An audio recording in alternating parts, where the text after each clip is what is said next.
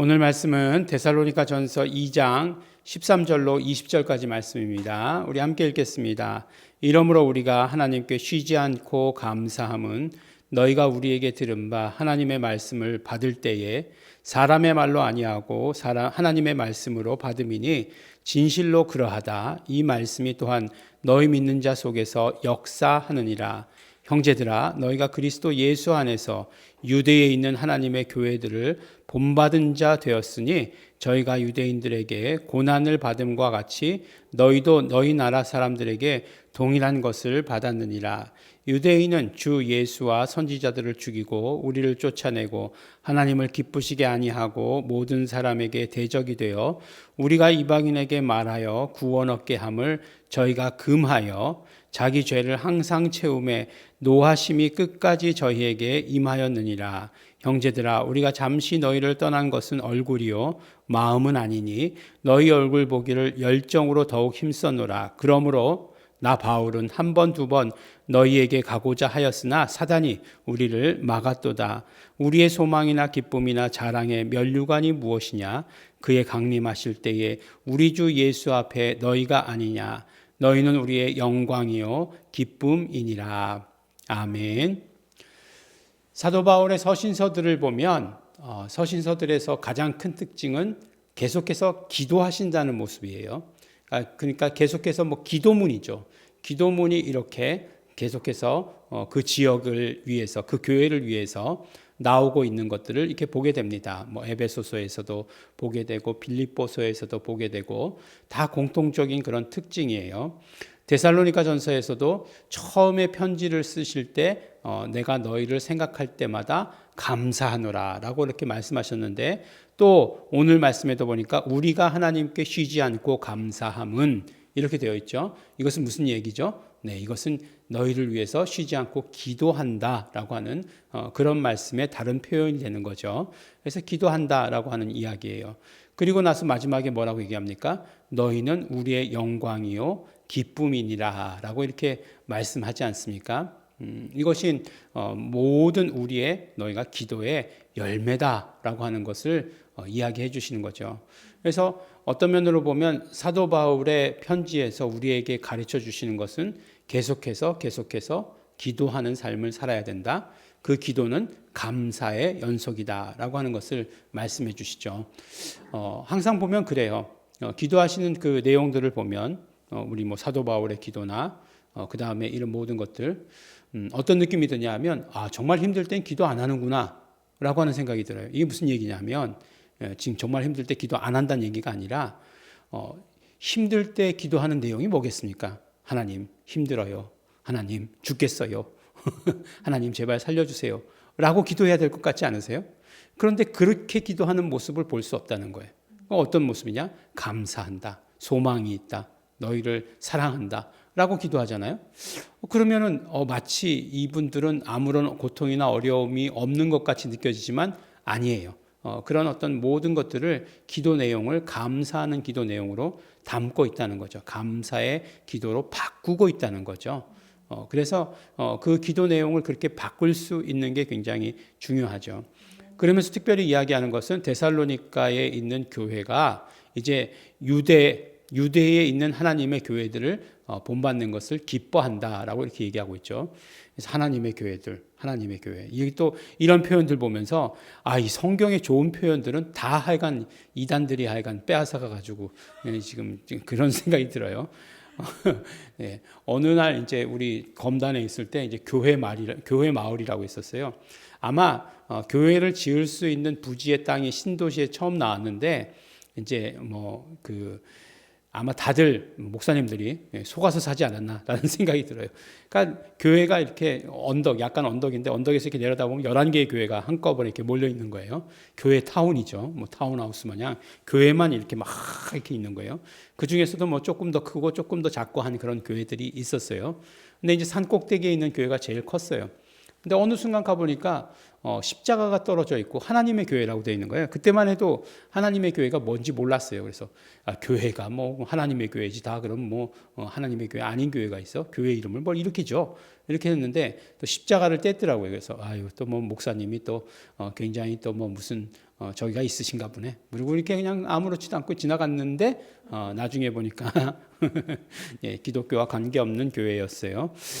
그런데 오늘 말씀의 표현 가운데 보니까 유대에 있는 하나님의 교회들, 그리스도 예수 안에서 유대에 있는 하나님의 교회들 이렇게 얘기하고 있어요. 예, 그러니까 유대교는 아닌 거죠. 예, 그렇게 말씀하고 있습니다. 근데 그 교회들을 본받고 있다라고 이렇게 얘기하는 거예요. 그게 얼마나 중요하겠습니까? 지금 어떤 교회의 가장 중심이라고 생각하고 처음 생긴 교회들은 그렇죠. 예루살렘 교회죠. 예루살렘 교회가 제일 처음에 생겼는데 예루살렘 교회가 예루살렘의 핍박이 옴으로 말미암아 흩어졌죠. 그래서 이제 뭐 7집사 중 하나였던 빌립의 사역이 기록되어 있고 베드로의 사역이 기록되어 있고 뭐 그렇게 이제 점점점 사마리아에서 점점 퍼져 나가는 것들, 유대에서 뭐 예루살렘에서 유대에서 이게 퍼져 나가는 것들을 보여주지 않습니까? 그런데 이제 예루살렘 교회를 닮았다라고 하는 것이 어떤 의미냐라고 이렇게 이야기하고 있는데, 그런데 보니까 유대인들에게 고난받음과 같이 너희도 고난받고 있다라고 하는 것으로 말씀하고 있어요. 데살로니가 교회를 다시 한번 생각해 봐야 되죠. 그 사도 바울의 2차 전도 여행 때 데살로니가에서 어떤 사람들이 많이 믿었다고 했죠. 경건한 유대인, 경건한 헬라인과 여러 부인들 이렇게 얘기하지 않았습니까? 그러니까 경건한 헬라인들이라고 얘기했다는 것은 결국 무엇이에요? 그곳에서 복음을 전한 곳은 분명히 회당이었잖아요. 회당에서 복음을 전했는데 3번이나 연속해서 유대인들은 오히려 많이 못 건졌던 것 같아요. 그러니까 오히려 유대인들이 강했던 곳, 그러니까 그 빌립보에는 회당이 없었고 그 데살로니가에 와서 회당이 있었는데, 회당이 있었다는 건 유대인이 많았고 유대인이 많은 곳에서 복음을 전했는데, 물론 유대인들도 복음을 들었죠. 복음을 듣고 제자된 사람들도 있지만, 그렇지만 훨씬 더 경건한 헬라인이 많았다라고 하는 것을 우리가 이야기해 주신 것 들었죠. 사도행전 17장에 나오죠. 16장이 빌립보고 17장이 이제 데살로니가서부터 시작해서 그 다음에 이제 베레아가 나올 거고 그 다음에 이제 아테네까지 나오고 뭐 그렇게 되지 않겠습니까? 예, 막 그냥 다 기억이 나죠. 예, 할렐루야. 그래서 이제 이제 경건한 헬라인들이 믿었는데 유대인들은 그럼 어땠느냐? 유대인들은 이제 핍박했죠. 핍박해가지고 야손을 잡아가지고, 그러니까 그 바울과 실라, 디모데가 야손의 집에 머물고 있었는데 야손을 잡아가지고 가두어 버리고 하는 그런 사건들이 있지 않았습니까? 그런 것들이 있었다는 것이에요. 그래서 뭐라고 얘기하냐면 유대인들은 주 예수와 선지자들을 죽이고 우리를 쫓아내고 하나님을 기쁘시게 아니하고 모든 사람에게 대적이 되었다라고 이렇게 얘기하고 있어요. 이게 무슨 말씀입니까? 그렇죠. 이 말씀은 마태복음에 나오는 악한 농부의 비유를 기억나게 하죠. 예수님께서 정말 가장 분노하셨을 때가 언제냐? 이 악한 농부의 비유를 말씀하실 때 가장 분노하신 것이 아닌가라는 생각이 듭니다. 그러니까 어떤 면으로 보면 우리가 마가복음 가운데에서 예수님께 대해서 막 조롱하는 얘기를 들었죠. 예수님 보고 귀신 들렸다, 미쳤다라고 하는 얘기 가운데서도 예수님은 그게 분노하시는 모습을 보이지 않아요. 그런데 이제 이 얘기를 하실 때, 악한 농부의 비유를 하실 때 진짜 분노하신 것이 아닌가. 마태복음 21장에서 말씀하시고 이제 마태복음 23장에서 이제 막 그냥 독사의 자식들아 막 얘기하지 않습니까? 왜 이 내용이 뭐죠? 이제 농부가 이제 포도밭을 만들고 모든 포도 틀도 만들고 그랬다는 거예요. 그러니까 우리는 포도를 수확해서 주로 이제 먹고 또 일부 그것을 가지고 포도주를 만들죠. 근데 이제 이 사람들은 주로 이제 먹는 거 개념보다는 포도주를 만드는 게 훨씬 더 강했던 것 같아요. 예전에는 먹을 만큼 양이 나온 게 아니죠. 우리나라에도 캠벨 포도가 들어온 것이 이렇게 포도주 색깔 그 포도가 들어온 것이 이제 그 신부들에 의해서 들어왔다고 얘기하지 않습니까? 그 사람들이 포도주를 만들기 위해서 그 캠벨 포도가 들어왔다는 거 얘기하는 거잖아요. 포도도 종류가 굉장히 많잖아요. 요새는 이제 그 무슨 포도죠? 막 이만한 포도, 그만한 포도가 훨씬 더 유명한데 무슨 포도인지 이름도 잊어버렸어요. 네, 갑자기 생각하려면 뭐가 생각이 안 나는 거죠. 네, 그런 포도 이제 여러분들 다 아시는 거예요. 지금 그런 포도들도 나왔지만 그렇지만 얼마 전까지만 해도 거봉 전까지만 해도 다 그 포도밖에 없었어요. 근데 하여간 그 포도가 맛있죠. 근데 그 포도로 포도주를 담그는 거죠. 그 포도주를 담그기 위해서 이제 틀 같은 걸 해서 이제 뭐 눌러가지고 짜고 뭐 그런 걸로 하지 않습니까? 그렇게 해서 다 만들어가지고 포도원을 만들어가지고 그 수확의 그런 어떤 그 뭐 그런 일부를 얻기 위해서 이제 주인은 타국에 가고 그래서 종을 보냈다는 것 아니겠어요? 종들을 보냈어요. 그랬더니 종들을 보냈더니 어떻게 해요? 하나는 때리고 하나는 잡아 죽이고 해서 그랬다는 거죠. 그래서 그 다음번에 어떻게 합니까? 더 많은 종들을 보냈다는 거예요. 근데 더 많은 종들도 어떻게 해요? 잡아 죽이고 때리고 해서 보냈다는 거죠. 그러니까 이제 이 주인이 야, 이 종들을 보내니까 안 되겠구나. 아들을 보내야 되겠구나 해서 아들을 보냈더니 어떻게 합니까? 이 아들도 잡아 죽이자. 그러면 포도밭이 우리 것이 될 것이다. 라고 이렇게 생각하고 아들을 잡아 죽였죠. 그때 주인이 와서 어떻게 됩니까? 진노한 주인이 모든 포도밭의 그 악한 농부들을 다 쓸어버렸다라고 이렇게 이야기하는 그 비유의 말씀이 생각나게 되는 거죠. 그래서 주 예수와 선지자들을 죽이고 어떻게 하나님의 아들을 죽일 수 있는가? 선지자들을 죽였기 때문이에요. 선지자들을 죽였기 때문에 그 종이라고 대표되는 선지자들을 죽였어요. 그러니까 선지자들을 죽인 경험이 있으니까 아들도 죽일 수 있는 거예요. 유대인들이 그렇게 했다라고 이렇게 이야기하는 것입니다. 근데 사실 보면 재밌죠. 예수님께서 이 땅에 오실 때, 이 땅에 오시는 길은 인간이었죠. 인류였죠. 어떻게 오셨습니까? 인간이 범죄함으로 말미암아 하나님이신 예수 그리스도께서 육신의 몸을 입고 이 땅에 오실 길이 열리게 된 거죠. 네. 물론 거꾸로 얘기해가지고 그러면 인간이 아니면 예수님 오실 수 없느냐 그렇게 묻지 마시고요. 인간이 범죄함으로 말미암아 예수님의 오시는 길이 열렸다라고 이렇게 얘기할 수 있죠. 근데 또 다시 이렇게 이야기하면 이방인에게 복음의 길이 열린 것은 유대인 때문이죠. 유대인을 타고 이 복음의 길이 열리게 된 것이죠. 저희가 이번에 이제 논문을 곧 이제 논문 여러분들께 곧 나눠드릴 텐데 그것에 보면 우리가 그 하나님의 이름이라고 하는 것이 계속 연속되어 오는 거죠. 어디서부터 구약의 하나님의 이름의 그 이름으로부터 시작해서 예수 이름까지 내려오게 되는 거죠. 전해져 오는 연속성이 있는 거죠. 그것이 단절돼서 이건 유대인들 거니까 이건 나쁜 거야. 라고 얘기하고 그럼 예수 이름은 완전히 다른 곳에서부터 이렇게 받은 거야 라고 말할 수는 없는 거죠. 처음 크리스찬들이 누굽니까? 첫 크리스찬들은 유대인들이에요. 그렇죠? 유대인들이 처음 크리스찬들이에요. 그러니까 하나님의 이름을 알고 있던 그 유대인들이 예수 이름을 받아들였다는 게 어떤 의미냐라고 하는 것을 깨닫는 게 굉장히 중요하겠죠. 그래서 그들이 그것을 그럼 그냥 바꿔치기 한 거냐? 아니면 하나님의 그 야훼 이름 가운데 예수 이름이라는 게 이렇게 숨어 있었다가 그때 이렇게 드러나게 된 것이냐? 뭐 이렇게 이런 것들이요. 이제 읽어보시고 이제 하시면 됩니다. 그런 것들을 이제 이야기할 수 있겠죠. 그 유대인들을 그렇기 때문에 유대인들이 그 복음에 있어서 이방인들에게 길이 되었다는 것은 굉장히 중요한 거예요.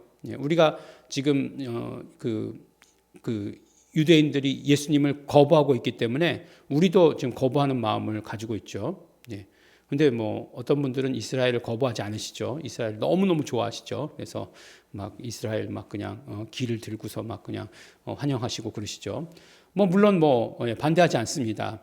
이스라엘의 어떤 이루어지는 역사들을 우리가 주의해서 보아야 될 필요는 있어요. 왜냐하면 항상 마지막 때에 그 이스라엘에서 이루어질 일들이 마지막 때에 이루어질 일들이라 생각하기 때문에 그렇게 성경이 묘사하고 있기 때문에 그것을 주의해서 보아야 되는 것이죠. 어쨌든지 간에 그것은 떠나가서라도 그 복음이 유대인을 타고 왔다는 거죠. 그러면 결과적으로 어떻게 되느냐? 그 길이었던 그 길들은 아무 쓸모가 없는 것이냐? 아니죠.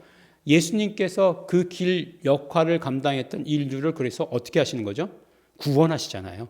구원하시는 거예요. 유대인들은 어떻게 되느냐? 그렇죠. 사도 바울은 유대인의 구원을 이야기하고 있어요. 언제나 유대인의 구원. 자기 하나가 멸망한다 할지라도 유대인은 구원받기를 원한다. 유대인들, 내 동족은 구원받기를 원한다라고 이렇게 말하고 있습니다.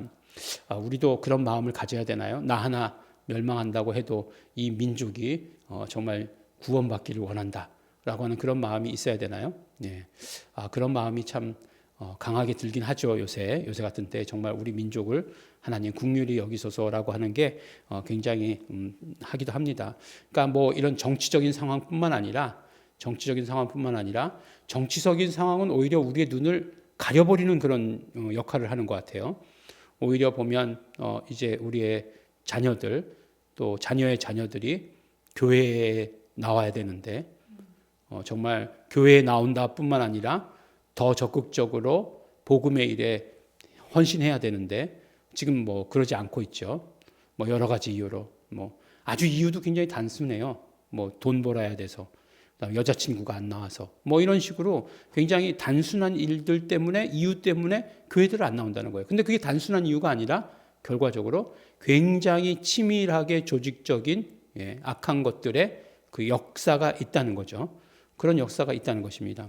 뭐 어쩐 얘기를 하다가 여기까지 갔는지 모르겠지만 그래서 인간은 그 길의 역할을 했던 인간 예수님께서 구원하시고 그 다음에 또 그 길의 역할을 했던 유대인들도 구원받기를 간절히 원하고 있는 것이 이 복음이죠. 사도 바울이 유대인들 이 글을 읽어보면 완전히 몹쓸 사람들이잖아 라고 이렇게 생각할 수 있겠지만 그러나 끝으로는 그런 것들을 원하고 있는 거죠. 그러나 지금은 데살로니가 교회에 편지 쓰는 것이니까 너희들이 우리의 열매다 라고 이렇게 얘기하는 거예요. 그 모든 줄기를 지나서 그 진액이 결국은 열매로 가게 되었는데 그것이 데살로니가 교회 너희들 내 면류관이고 내 열매고 주 앞에 설 때 너희들이 나의 기쁨이고 나의 자랑이고 나의 면류관이 아니겠느냐 라고 이렇게 이야기하면서 너희는 우리의 영광이요 기쁨이다 라고 이렇게 말씀하고 있습니다. 우리가 평생의 삶에서 그런 것들이 있었으면 좋겠어요. 너희는 나의 기쁨이요 나의 영광이다 라고 이렇게 얘기할 수 있는 그런 선교지, 그런 그런 사람들을 우리가 만들어 놔야 되지 않겠습니까? 물론 내 자신이 하나님 앞에 갔을 때 나는 하나님께 기쁨이 되고 내가 하나님께 영광이 되는 것 맞을 거예요. 아멘. 그렇게 믿고 있습니다. 그런데 우리가 하나님 앞에 갔을 때 나의 열매를 가지고 하나님 앞에 기쁘시게 해드릴 수 있어야 된다는 거죠. 오늘 말씀 가운데 보면 그런 것들을 우리가 계속해서 애쓰고 노력해야 된다. 우리 인생에 있어서 정말로 이루어야 될 일이 무엇인가? 내가 그냥 한 50억 만들어 놓고 가면 내가 정말 자식들에게 존경받을까? 사람들에게 존경받을까? 100억 만들어 놓고 가면 사람들에게 존경받을까? 그러나 그런 건 아무런 부질없는 일이라는 거죠. 결국 그 돈 가지고 정말 흥청망청 쓸 사람 따로 있고 열심히 새 이불 지어놨더니 그 새 이불 덮고 자는 사람 따로 있다. 뭐 이런 얘기들 들어보셨죠? 네, 그런 것들이 아니라 진짜로 우리가 하나님 앞에 면류관이 되고 영광이 될 수 있는 그런 것들, 그 열매가 무엇인지에 대해서 오늘 우리에게 말씀해 주십니다. 그것을 위해서 애쓰고 힘쓰면서 살아야 됩니다. 그것을 위해 사시는 우리 성도 여러분 되시기를 예수 이름으로 축원합니다. 기도하겠습니다. 하나님 아버지 감사합니다.